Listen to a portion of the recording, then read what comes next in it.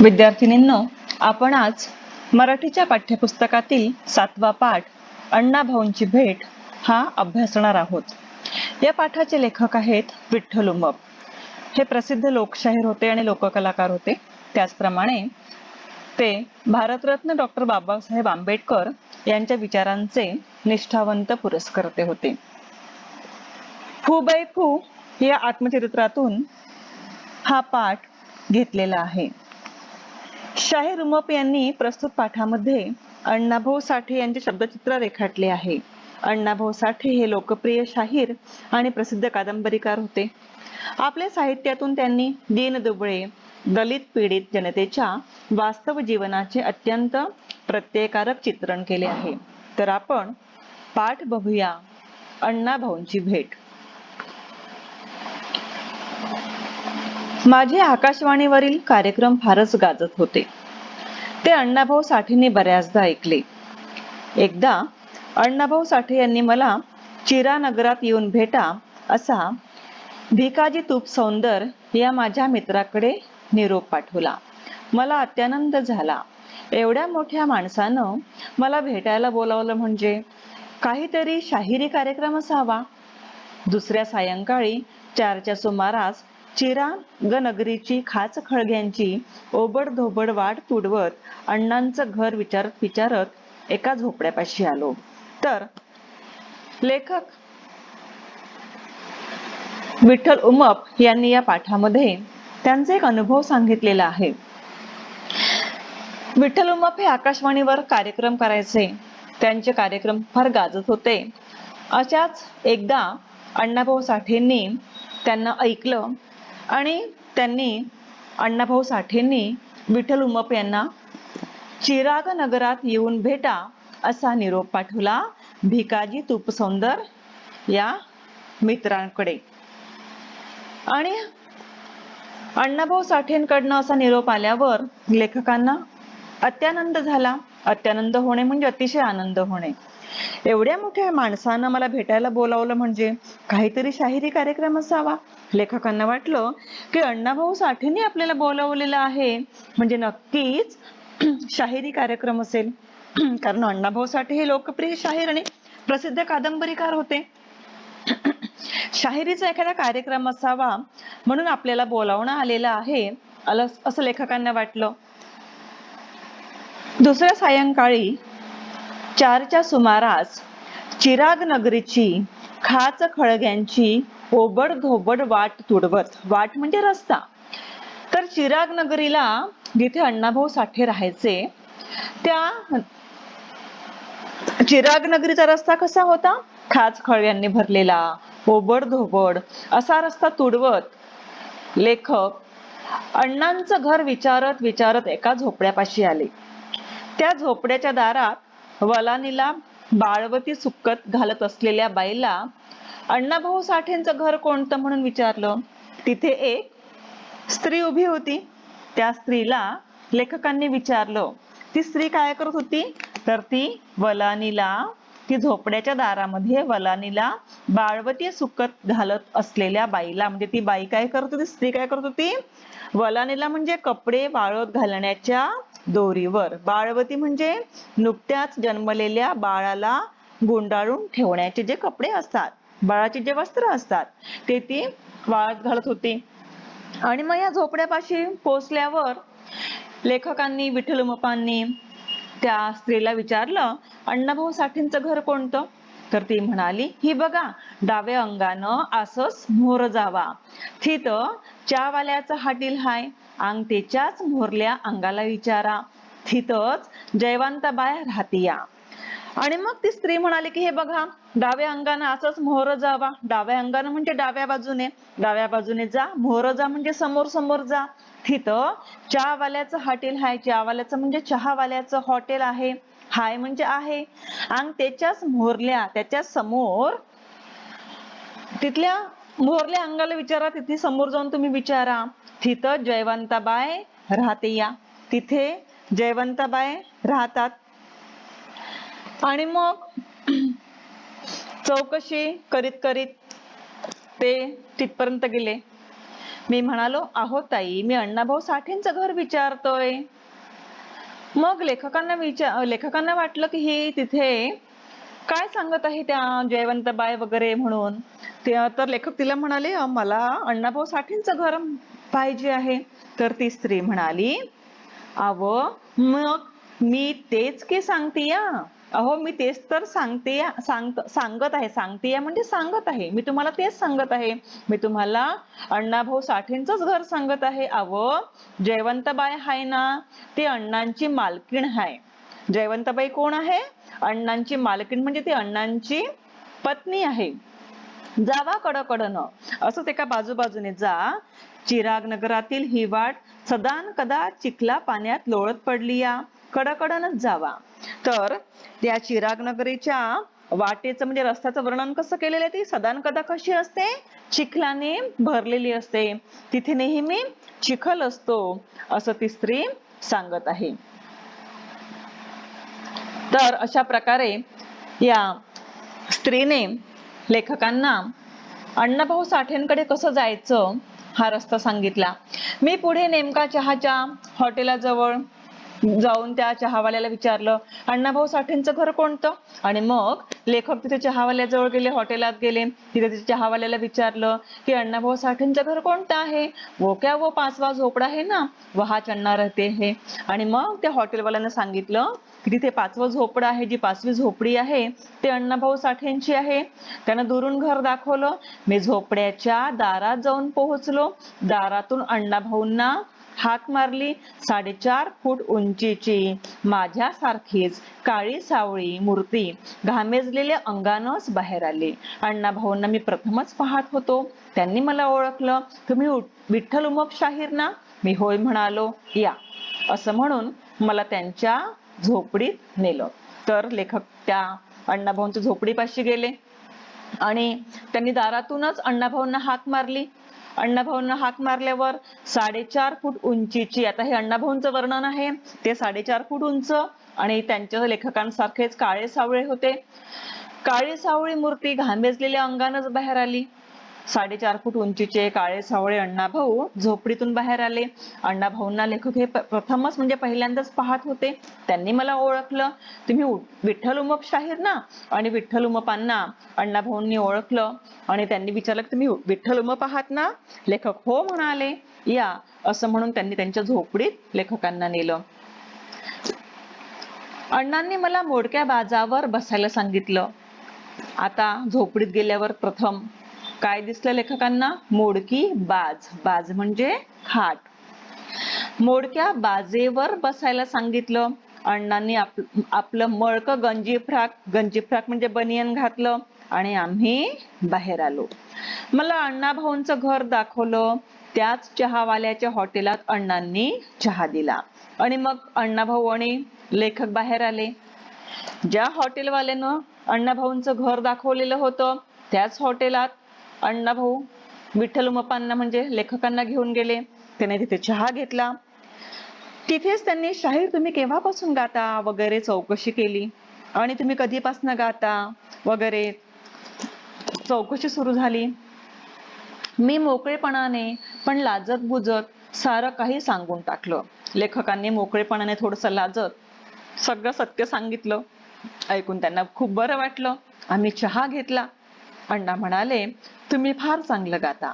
तुमच्या रचना आकाशवाणीवरून ऐकल्या. तुमच्या बुलंद पहाडी आवाजाने मला मोहून टाकलं. आता लेखकांच्या आवाजाचं वर्णन केलेलं आहे. बुलंद आणि पहाडी, लेखकांच्या आवाजासाठी वापरण्यात आलेली विशेषणे बुलंद, पहाडी. तर अण्णाभाऊ साठे म्हणाले लेखकांना की तुमच्या बुलंद पहाडी आवाजाने मला मोहून टाकलं. मोहून टाकणे म्हणजे मंत्रमुग्ध करणे, आकर्षित करणे. तुमच्या वागणुकीची, वर्तनाची इतरांकडून माहिती मिळाली. तुमच्या मधला आवाजाचा गोडवा मी अनेकदा चाखलाय विठ्ठलराव. मला राहावेच ना. तुम्हाला केव्हा भेटेन असं सारखं वाटत होतं. तो सुदिन आज उगवला. तुमचा आवाज गोड आहे, पहाडी आहे, मंत्रमुग्ध करणारा आहे. तुमच्या आवाजाची मला इतकी मोहिनी घातली या आवाजाने की तुम्हाला केव्हा भेटावं असं मला वाटत होतं. तो सुदिन आज उगवला. सुदिन म्हणजे चांगला दिवस, शुभ दिवस. अण्णा भाऊंची व माझी पहिली भेट 1963 वा 64 सालात झाली असावी.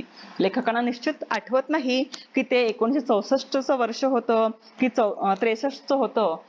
अण्णाभाऊ, आपण थोर साहित्यिक आहात. आणि मग लेखक म्हणाले अण्णाभाऊंना, अण्णाभाऊ, आपण थोर साहित्यिक आहात. आज आपल्या दर्शनानं मी धन्य झालो. यापूर्वी मी आपणाला पाहिलं नव्हतं, फक्त आपलं नाव ऐकून होतो. असं म्हणताच अण्णा हसले आणि लेखकांनी अण्णाभाऊंचं कौतुक केल्यावर ते हसले. आता आपली गट्टी जमली. गट्टी जमणे म्हणजे मैत्री होणे. गट्टी जमणे, मैत्री जमणे, मैत्री होणे. माझ्याकडे येत चला, विसरू नका, असं लेखकांना अण्णाभाऊ म्हणाले. एवढ्या मोठ्या शाहिराने, आपलेपणाने मला जवळ केलं. जणू काही फार वर्षांची आमची ओळख आहे अशाच पद्धतीने माझ्याशी त्यांचं बोलणं, वागणं चाललं होतं. पहिल्याच भेटीत मी त्यांच्या प्रेमात पडलो. आणि अण्णाभाऊ साठेंचा साधा स्वभाव, हसतमुख स्वभाव, लेखकांची चौकशी करणं, ह्या सगळ्या गोष्टींमुळे लेखक अण्णाभाऊंच्या प्रेमात पडले. त्यांची मैत्री झाली. त्यांच्या मोठेपणाबद्दल ते फार घाबरून होते, पण इतकं साधं व्यक्तिमत्व पाहिल्यावर त्यांना अण्णाभाऊ आवडायला लागले. अण्णांचा निरोप घेऊन मी घरी आलो. तिसऱ्या दिवशी अण्णांच्या भेटीस गेलो असता मोडक्या टेबलावर तुटक्या खुर्चीत बसून एका दांडीला धागा बांधलेला तुटका चष्मा डोळ्याला लावून अण्णा लिहित होते. नंतर एक दिवशी पुन्हा अण्णांचा निरोप आल्यावर अण्णांच्या घरी लेखक गेले आणि त्यांच्या घरी गेले असता मोडक्या टेबलावर तुटक्या खुर्चीत, टेबलाचं आणि खुर्चीचं वर्णन केलेलं आहे. एका दांडीला धागा बांधलेला तुटका चष्मा. एवढे मोठे शाहीर, लेखक, पण त्यांचं राहणीमान बघा कसं होतं. तुटक्या खुर्चीत बसून एका दांडीला धागा बांधलेला तुटका चष्मा डोळ्याला लावून अण्णा लिहित होते. जेव्हा जेव्हा मी जाई तेव्हा ते लिहितच असत. लेखक असल्यामुळे सतत ते लिहित होते. 5-1 मिनिटं मी आतल्या एका बाजूला उभा होतो. तिथं पाणी साचलेलं छोटं डबकं होतं. चुलीजवळ साठे वहिनी गालाला हात लावून विचारमग्न बसलेल्या होत्या. अण्णाभाऊ साठेंच्या पत्नी चुलीजवळ बसलेल्या होत्या. त्यांच्या जवळच एक तांब्या, एकच जर्मनचं ताट, एक डेचकी, असा हा संसार तोंड वासून पडलेला. आता तिथे आपल्याला वर्णन केलेलं आहे की त्यांच्या घरात काय काय होतं साहित्य. जर्मनचं भांड होतं, जर्मनचं, ॲल्युमिनियमचं. डेचकी म्हणजे मडक्यासारखं परंतु उभट गोल भांडे. आणि असा हा त्यांचा संसार होता. अतिशय गरीब अवस्थेमध्ये ते राहत होते. त्यांना प्रसिद्धी, श्रीमंती दाखवण्याची हौस नव्हती. जे आहे त्यात राहणे असा हा अण्णाभाऊंचा स्वभाव होता. चुलीत अर्धी कोळसा झालेली लाकडं होती. अण्णांच्या वलानीला बऱ्यापैकी एक सदरा, जिथे कपडे वाळत घालण्याची दोरी असते, तिथे त्या वलानीला अण्णांचा एक सदरा होता. लेंगा हँगरला लोंबकळत होता. अण्णांच्या समोर एक पुतळा होता.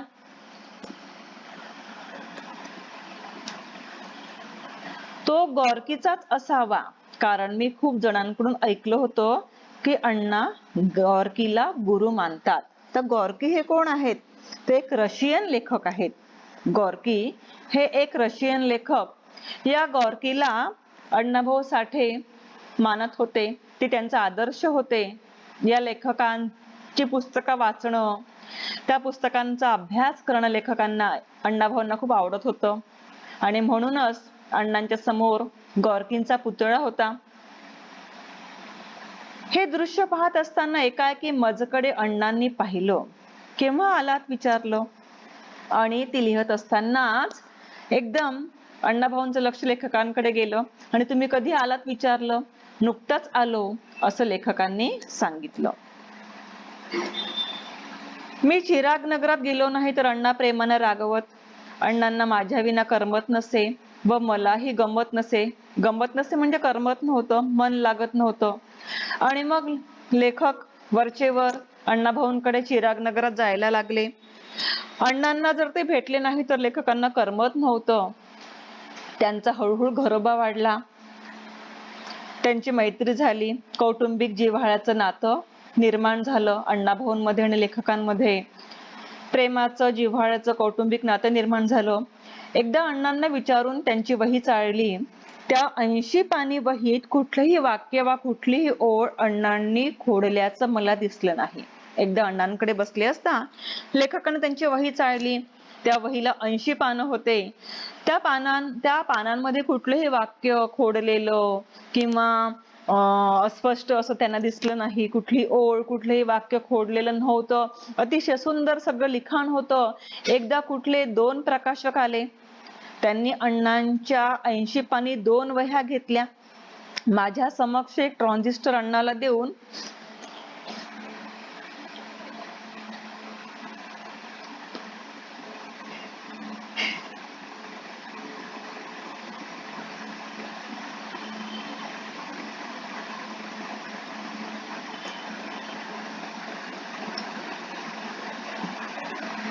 अण्णा येतो असं म्हणत निघून गेले.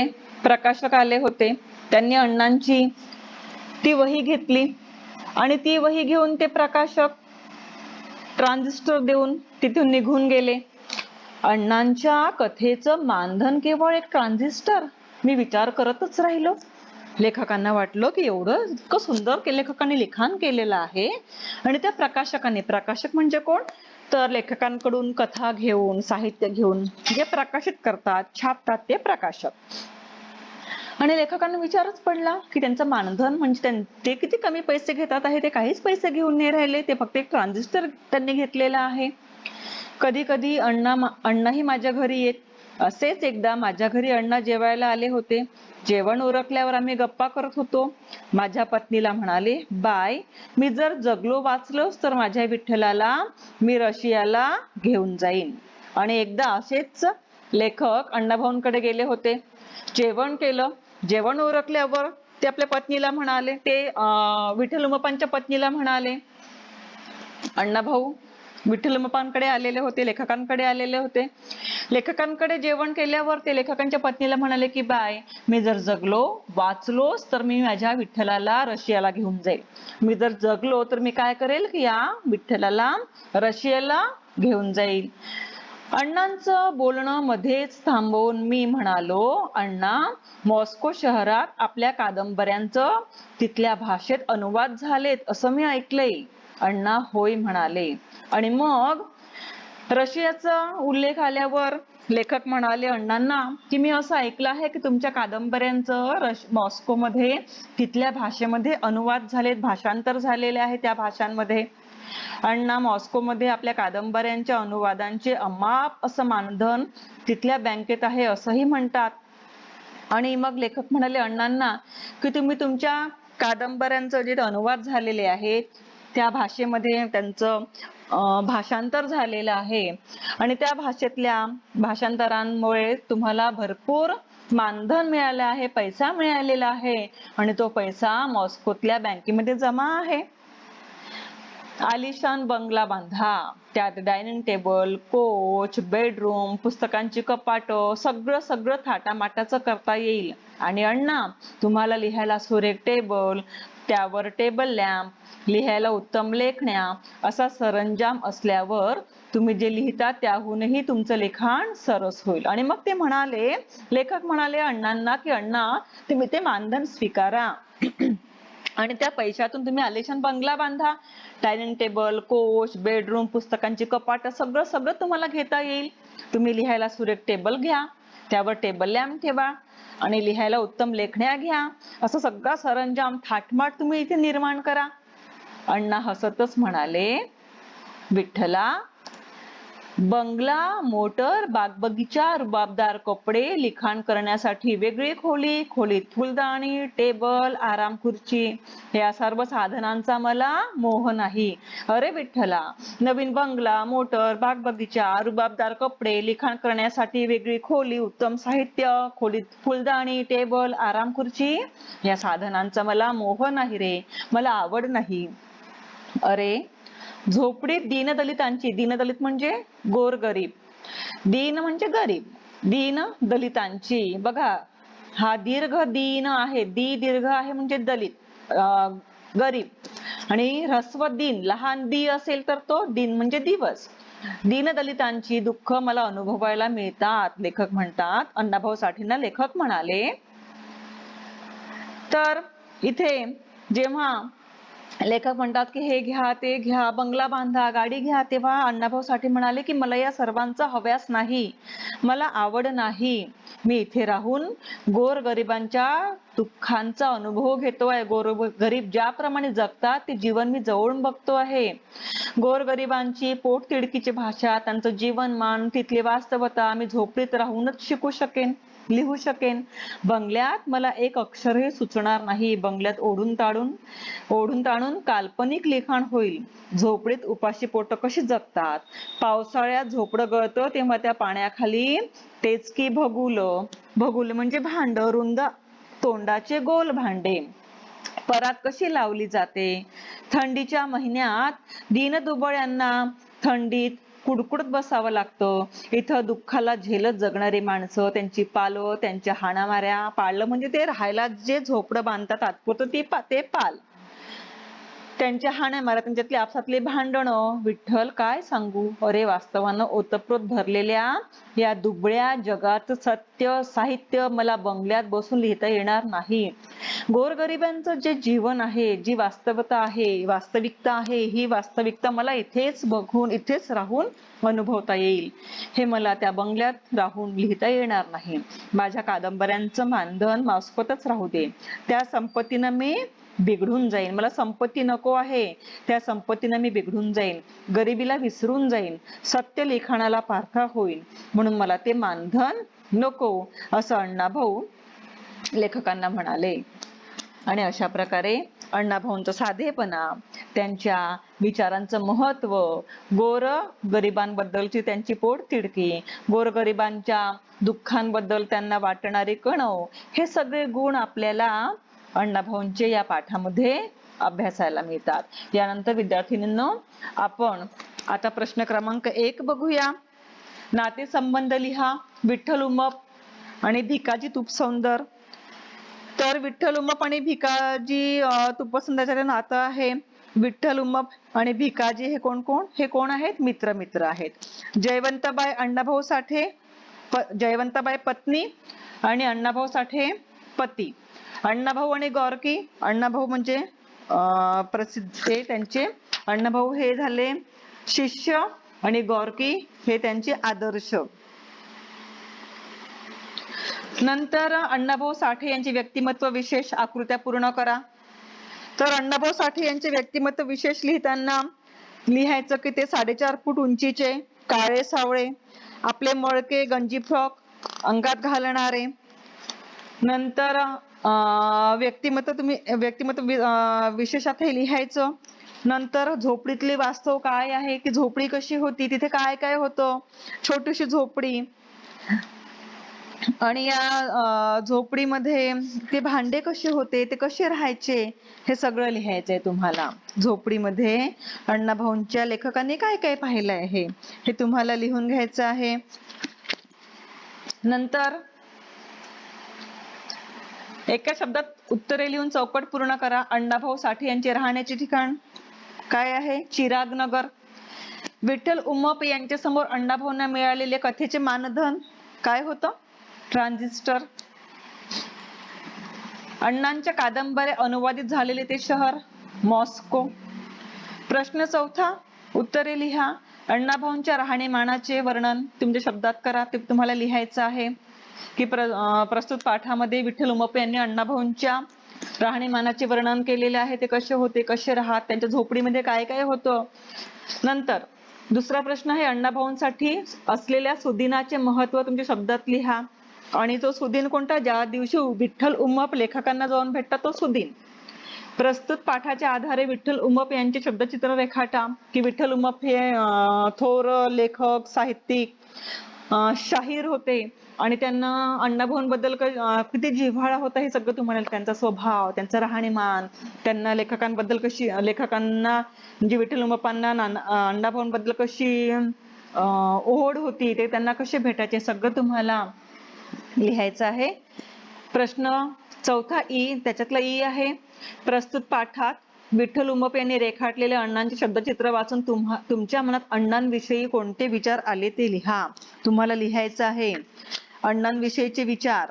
की अण्णा कसे होते, तर अतिशय त्यांना साधे राहणीमान, साधं, दीनदुबळ्यांविषयी त्यांना कळवळा होता. त्यांच्या व्यथा वेदना सुखदुःखे साहित्यातून मांडवत असे त्यांना वाटायचे. हे सगळं तुम्हाला लिहायचं आहे.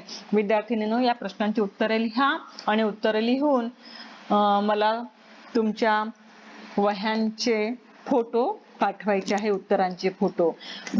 पाठ पुन्हा पुन्हा वाचा आणि समजून घ्या.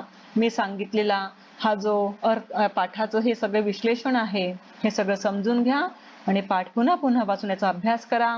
कठीण शब्द बघा, वाक्प्रचार पण आलेले आहे तेही मी तुम्हाला सांगितलेले आहे. हे सगळं समजून घ्यायचं आहे. उत्तर लिहून मला तुम्ही तुमच्या वह्यांचा फोटो पाठवायचा आहे.